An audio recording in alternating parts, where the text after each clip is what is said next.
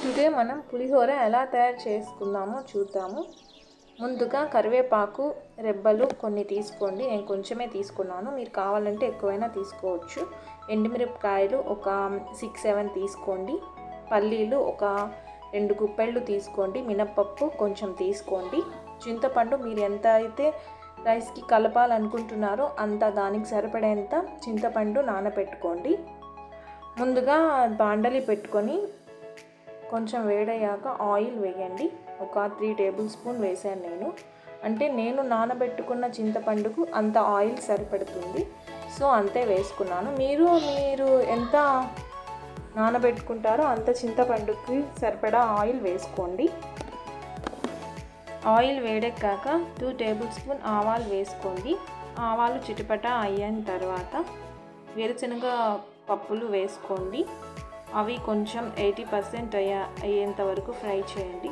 దాని తర్వాత కొంచెం తరిగి పెట్టుకున్న అల్లంని కూడా వేసుకోండి. స్టార్టింగ్ చెప్పడం మర్చిపోయాను, అల్లం వేసుకుంటే ఫ్లేవర్ బాగొస్తుంది. కొంచెం చిటికెడు అల్లం తీసుకొని గ్రేట్ చేసి అట్లా వేసేసేయండి. తర్వాత పసుపు వేయండి. ఒక 3-4 టేబుల్ స్పూన్స్ వేసాను నేను. దాని తర్వాత ఎండుమిర్చి పక్కన పెట్టుకున్నాం కదా, అది వేసేసేయండి. ఆయిల్లో కరివేపాకు రబ్బలు కూడా వేసేసేయండి.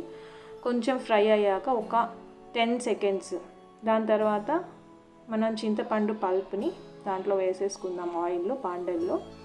దాని తర్వాత టేస్ట్కి సరిపడా ఉప్పు వేసుకోండి. తర్వాత ఇది ఎక్కువ వాటర్ వేయకూడదు, మనము చింతపండు పులుసుకి మీడియంగానే ఉండాలి. మరీ ఎక్కువ థిక్గా ఉండకూడదు, అలా అని ఎక్కువ వాటరీగా కూడా ఉండకూడదు. నేను వీడియోలో చూపించిన విధంగా ఉంటే చాలు. సాల్ట్ మీరు టేస్ట్కి తగినంత చూసుకొని కలిపి వేసుకోండి.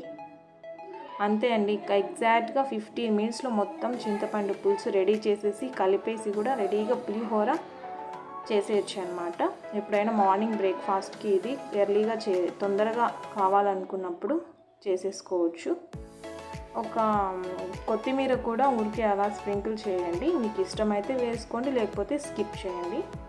అంతే అండి, ఈజీగా రెడీ చేసుకునే పులిహోర రెడీ. ముందుగా వైట్ రైస్ని వీడియోలో చూపించిన విధంగా చేసుకొని దాని తర్వాత మనం చింతపండు పులుసు చేసుకున్నాం కదా, దాన్ని నేను వీడియోలో చూపించిన విధంగా వేసుకొని కొంచెం కొంచెంగా కలుపుకోండి.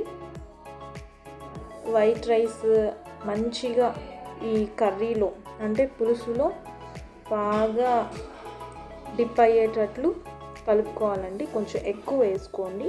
అట్లానే ఒక 1 అవర్ అట్లా పెట్టేసేయండి, లేదా ఒక 15 మినిట్స్ అయినా అలా పెట్టేస్తే అంత ఫ్లేవర్ రైస్కి పట్టి ఇంకా సూపర్గా ఉంటుందండి. టేస్ట్ చింతపండు పులిహోర సూపర్గా ఉంటుంది. ఒకసారి ఇలా ట్రై చేసి చూడండి, బాగుంటుంది.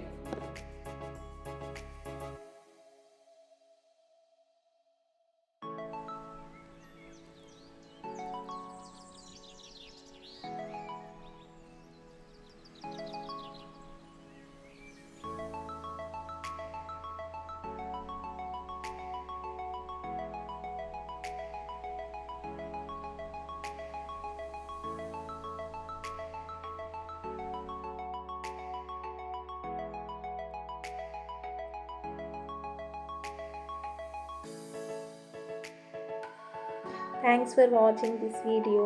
Subscribe to my channel for more videos.